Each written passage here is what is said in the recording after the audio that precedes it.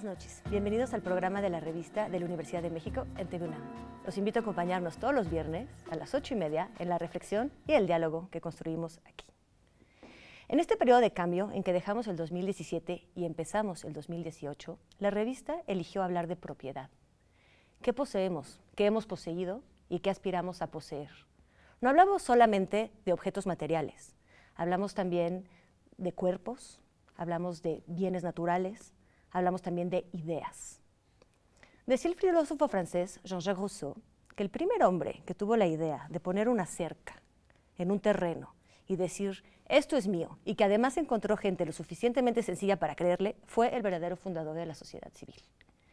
Y en efecto, vivimos una sociedad grandemente basada en la propiedad privada y hemos elegido un Estado de derecho para protegerla. Pero en verdad, ¿es todo susceptible de ser un bien privado? Hoy vamos a analizar esta cuestión, a saber si podemos considerar bien privado o apropiarnos de un río, de un lago, del mar, si no sería tan absurdo como quererse apropiar también del aire, de la atmósfera, querer privatizar el planeta entero. Para esta reflexión nos acompañan hoy Nathalie Seguin, directora de la Red de Acción por el Agua en México. Muchas gracias, Nathalie, por estar aquí con nosotros. También nos va a ayudar a reflexionar sobre este tema Rodrigo Gutiérrez, coordinador del área de Derechos Humanos en el Instituto de Investigaciones Jurídicas de la UNAM. Muchísimas gracias. Miren, creo que pensar en el agua, en este elemento transparente, que más que hablar de propiedad deberíamos de hablar de poesía, hay que vincularse quizás emocionalmente y por eso, antes de abordar el tema de lleno, me gustaría preguntarles a ustedes que llevan tantos años en la lucha por los derechos del agua, por el uso del agua, por la repartición del agua, ¿qué inspiró esta vocación?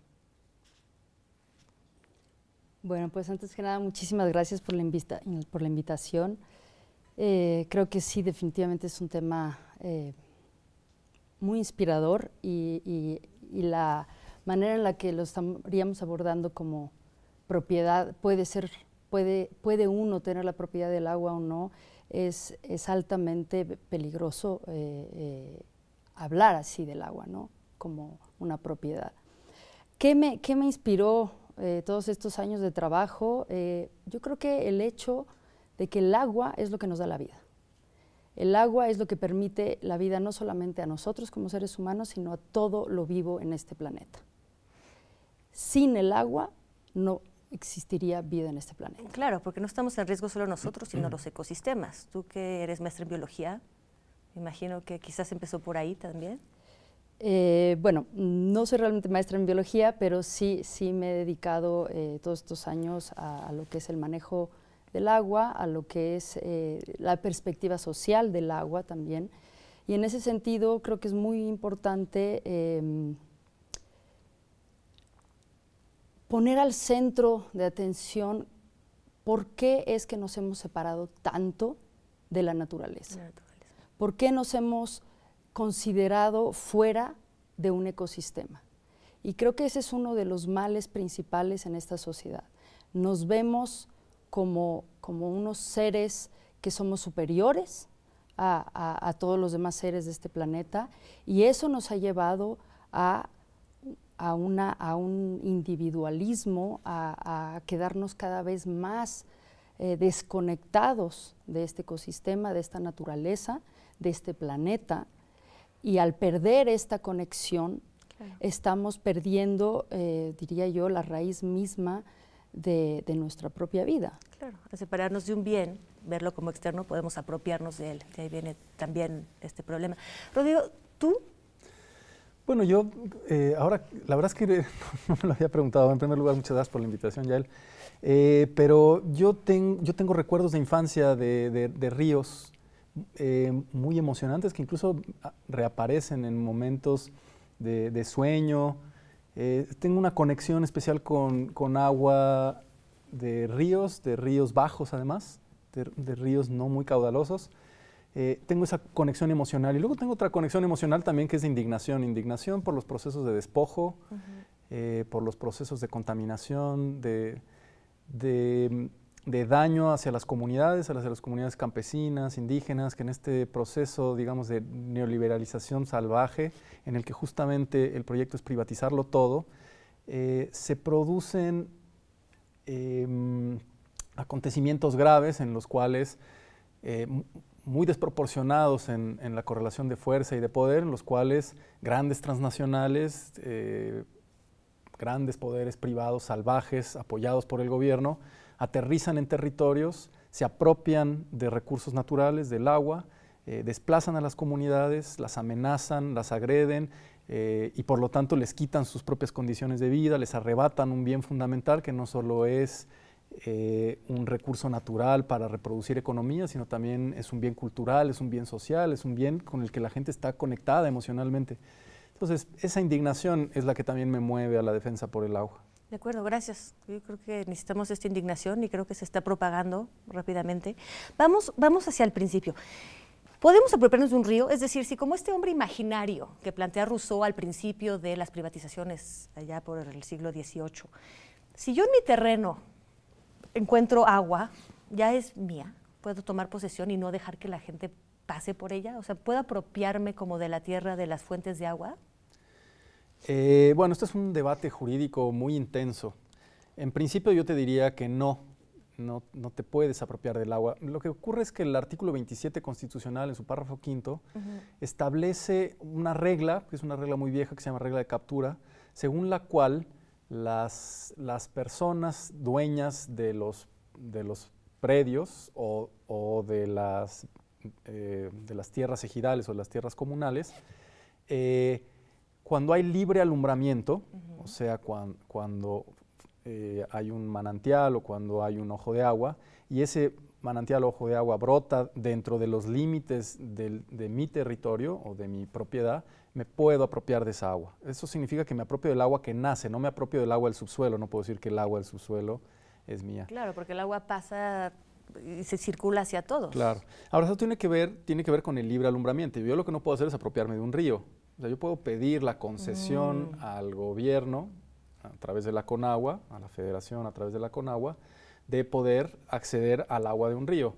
Y la Conagua tendría que tiene que establecer los criterios, es quien establece los criterios de cuánta agua yo puedo utilizar a través de esa concesión. A grandes rasgos, lo que podemos decir en términos de propiedad es que hoy el agua es propiedad de la nación. Digamos, la nación como un sujeto colectivo, después del proceso revolucionario, expropió en un acto masivo las tierras y las aguas de los grandes acaudalados que durante el siglo XIX, bajo el gobierno de Porfirio Díaz, se habían apropiado de todo el territorio nacional. Entonces, digamos que es un acto interesante de apropiación nacional para luego redistribuir tierras y agua. Yo solamente cerraría diciendo que, desgraciadamente, en el contexto del Estado neoliberal, hoy la noción de propiedad nacional se utiliza para que el Estado le otorgue agua a las multinacionales que producen leche, refrescos, cervezas, les regalan el agua y se las quitan a los campesinos. Claro, esa apropiación nacional fue más apropiación gubernamental quizás que nacional.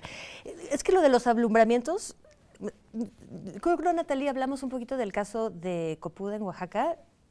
Tuvimos en el programa de radio de la revista a unos integrantes de esta coordinación de pueblos para la defensa del agua y nos contaban que ellos captan agua en sus alumbramientos, que ya hace naturalmente, pero que ya no lo pueden, o sea, no es libre ese uso, tienen que poner medidores de agua y no pueden pasarse de ciertos, o sea, tienen que tener concesiones sobre el agua que tradicionalmente utilizaban. Bueno, en particular en ese caso lo que sucedió es que fue una zona que se fue desertificando y hubo un uso, digamos, desmesurado hace varios años. Se levantó una veda y el problema es que, bueno, la comunidad se organizó, más bien, no el problema, una forma de buscar una solución a ese problema. Cuando la comunidad se da cuenta de lo que sucedió, se moviliza, reforesta, empieza a recuperar realmente sus fuentes de agua.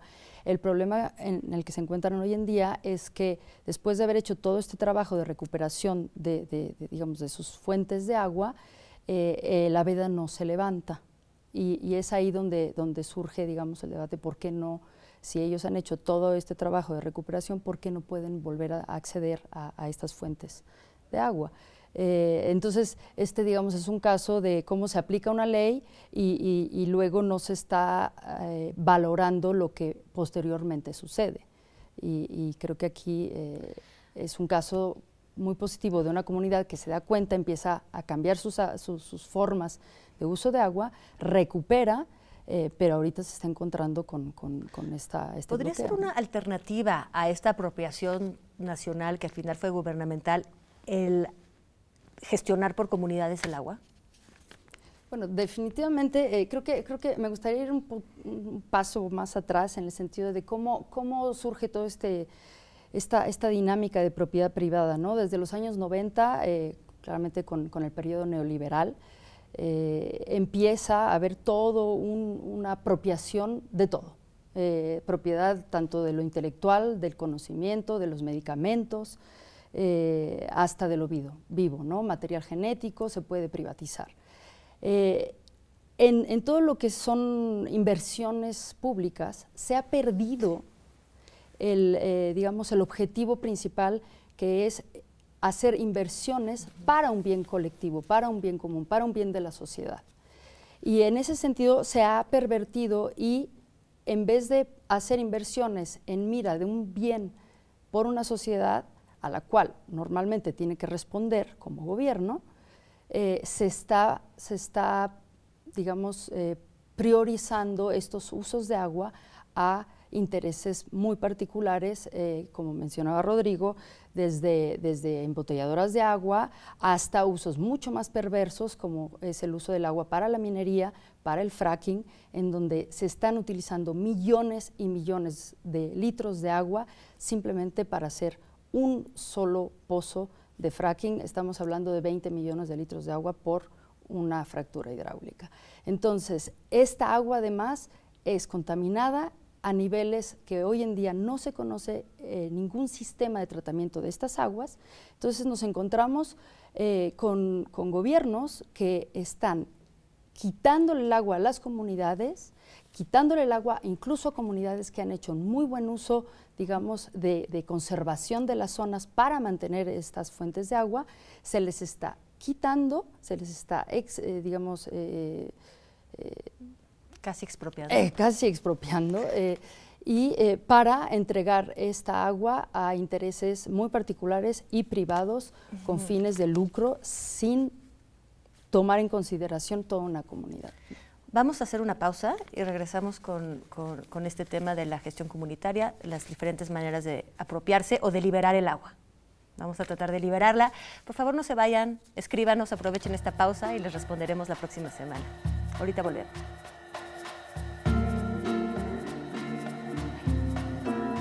Estamos de vuelta con ustedes.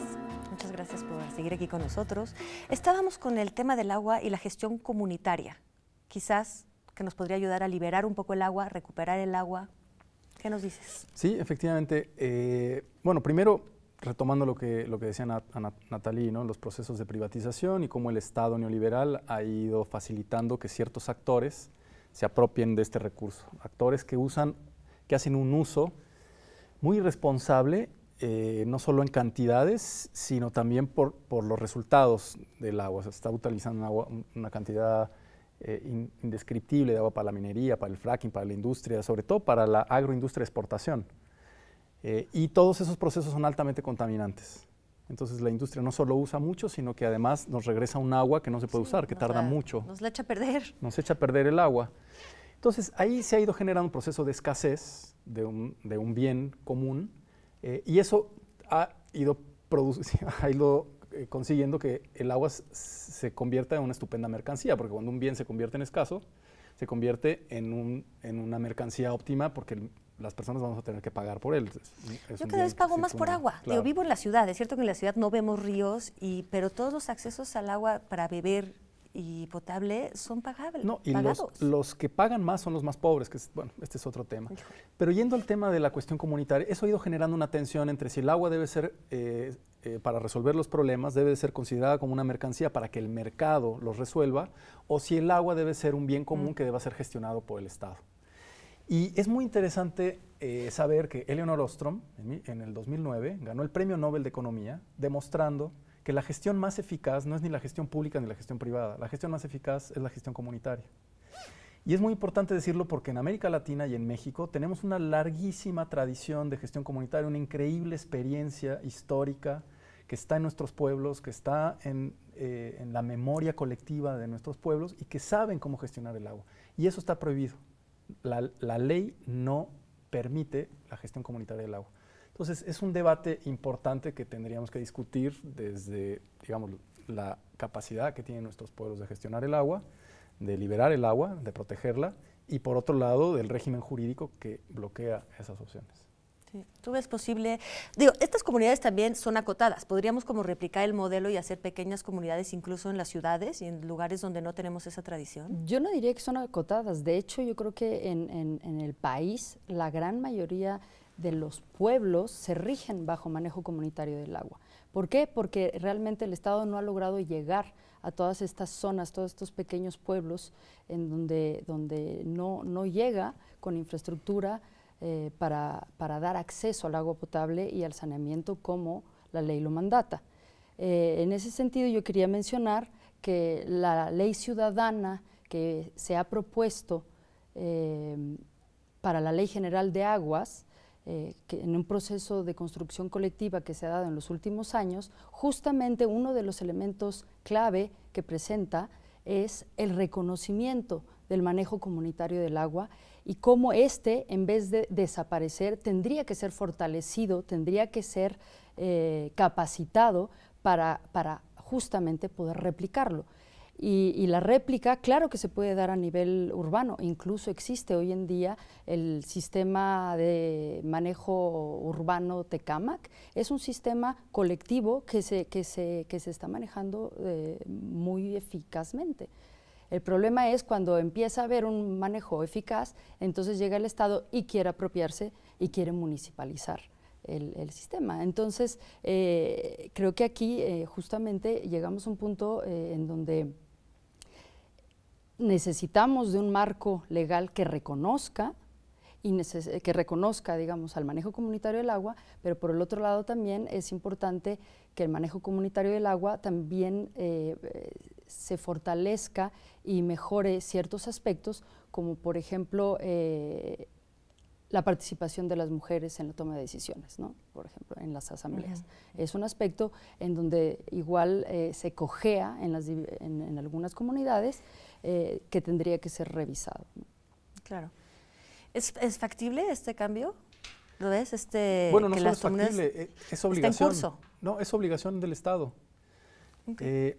Porque por un lado yo colocaba que la Ley de Aguas Nacionales, que hoy rige la gestión del agua en el país, que es como nuestra ley marco, aunque hay muchas otras normas, bloquea esa posibilidad de gestión comunitaria. Sin embargo, hay que decir que esa ley es inconvencional. Esa ley está en contra de la Constitución y en contra de los tratados internacionales en materia de derechos humanos.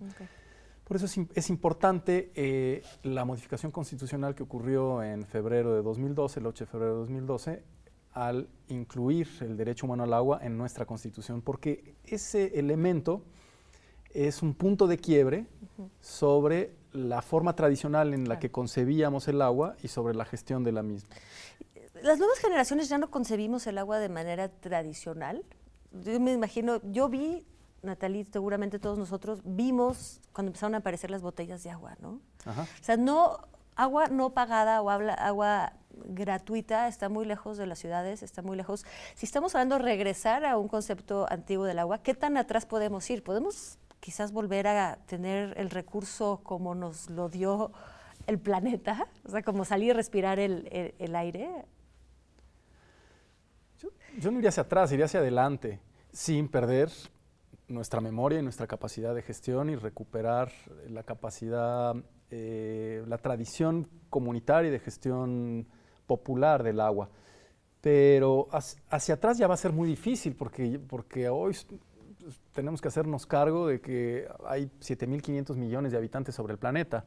Entonces hay que pensar cómo vamos a distribuir un recurso que efectivamente está haciendo el caso, cómo lo vamos a recuperar, cómo vamos a poder lograr que todas esas personas puedan llegar a ese bien. Y entonces hay que pensar en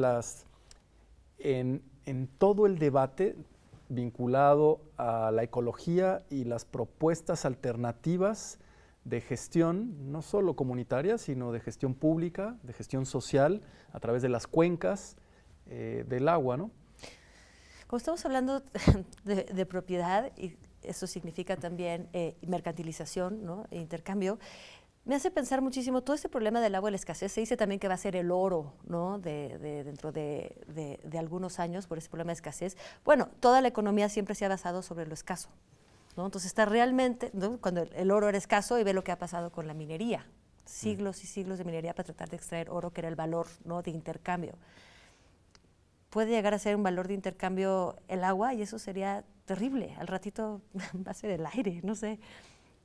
Yo creo que pone muchísimo en peligro el agua como mercancía. ¿Cómo romper el ciclo?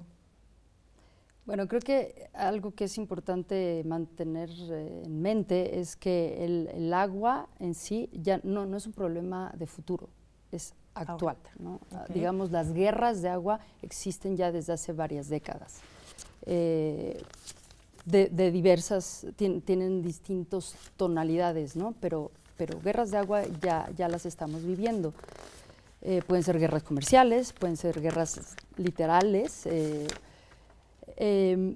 Sin embargo, bueno, un poco retomando lo que mencionaban sobre ir para atrás, no, definitivamente ir para atrás no podemos ver el agua como se veía en la época prehispánica. ¿Por qué? Porque además hoy en día la cantidad de usos que han surgido nos ponen bajo otros retos, ¿no? a manejar y a distribuir el agua, y hay que pensar en esas prioridades para el agua. En ese sentido, el marco legal de derechos humanos es un marco muy importante que afortunadamente tenemos ya en nuestra Constitución, pero hoy en día seguimos esperando una ley general de aguas que tiene que reglamentar, digamos, este cambio constitucional que se dio en febrero de 2012.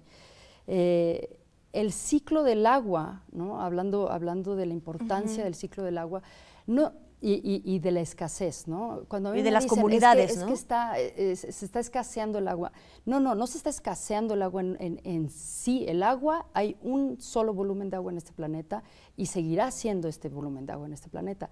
¿Qué es lo que está sucediendo? Estamos contaminando el agua a una velocidad espeluznante. Y eso está generando que la disponibilidad de agua de buena calidad está escaseando. Entonces, ¿dónde está verdaderamente el problema? En la manera en la que lo estamos usando. Es ahí donde de verdad tenemos que empezar urgentemente a cambiar nuestra forma de usar el agua y nuestra forma de consumo. ¿Por qué? Y aquí es algo muy importante, y me dirijo realmente al público, es que nuestra forma de consumo repercute directamente en nuestros bienes naturales en este planeta. El uso de celulares, la cantidad de todos los elementos que tienen los celulares, usan una cantidad desmesurada de agua y de minerales. Esto nos vincula directamente con la minería y con el uso excesivo del agua. Entonces, invito a todos los televidentes a pensar 3 veces o 10 veces antes de cambiar un celular. Y eso aplíquelo a todo lo que consume el día de hoy. Cambio de actitud. 46 litros de agua para hacer una taza de café. Eso es lo que se necesita. 1.500 litros para 1 kilo de trigo, 15.000 litros para un bistec de carne de 1 kilo. Claro, es que no podemos hacer nada sin agua. Y lo que dices es bien importante, porque a veces se nos olvida que la cantidad de agua, como decía Lavoisier, ¿no? Nada se pierde, nada se gana, todo se transforma. No se puede evaporar el agua más allá de la atmósfera, está el ciclo de lluvias, ¿no? La recaptación, etcétera. Y entonces el problema es tanto no contaminarla como distribuirla de una manera equitativa. Conservar los ciclos del agua. Y en ese sentido, el manejo comunitario del agua, eso es lo que ha hecho. Ha permitido y ha conservado lo que se le llama los pequeños ciclos del agua. Porque tenemos el gran ciclo del agua que nos enseñan a todos en primaria, ¿no? En el que se evapora el agua, las nubes, llueve, se va al mar, quiero decir, baja en las montañas, ríos y regresa al mar, ¿no? Y el ciclo, ese es el gran ciclo del agua. Pero en realidad los pequeños ciclos de agua, que son, digamos, los ciclos locales de agua, han sido completamente, se han roto en el sentido de que se represa el agua, ya no puede Claro. seguir en los ríos, o se urbaniza, ya no se infiltra el agua. Ya. ¿No? Todas estas pequeñas, digamos, acciones de desarrollo, supuestamente, han hecho que se rompa el ciclo del agua a pequeña escala, lo cual va cambiando, digamos, Entiendo, se nos ecosistema. está acabando el tiempo, me gustaría apropiarme del tiempo y extenderlo. Afortunadamente el tiempo todavía ni se nos ocurre cómo podremos apropiarnos de él, afortunadamente. Es muy esperanzador saber que no es que se extingue como una especie el agua ahí está, simplemente hay que cuidarla, hay que respetar los ciclos, hay que ver qué hacen las comunidades. En 2 segundos nos pueden decir dónde hay un lugar de información para el público que quiera saber cómo puede ayudar con el agua. 2 sitios. Bueno, ya Nathalie se refirió a este proceso político muy interesante que plantea una iniciativa ciudadana de ley de aguas en contraste con la iniciativa oficial. Yo creo que ir a Agua para Todos, Agua para la Vida, es una página interesante. Leer la iniciativa y contrastarla con la iniciativa oficial. Yo creo que este es Perfecto, una pista ya interesante. tenemos, por favor, interesémonos en este asunto del agua, que tengamos agua pura, que ya no hablemos de privacidad del agua, sino de la poesía del agua. Nos vemos el próximo viernes. Muchísimas gracias por venir aquí. Muchísimas gracias a todos ustedes, al equipo técnico. Nos vemos el próximo viernes.